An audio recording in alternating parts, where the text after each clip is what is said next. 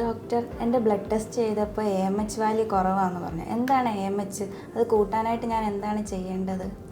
AMH പറഞ്ഞാൽ anti Mullerian hormone. നമ്മുടെ ഓവറിയിൽ പ്രീ ആൻഡ്രൽ ഫോളിക്കിൾസിന് സെക്രീറ്റ് ആവുന്നൊരു ഹോർമോണാണ് ആൻറ്റി മുള്ളറിൻ ഹോർമോൺ.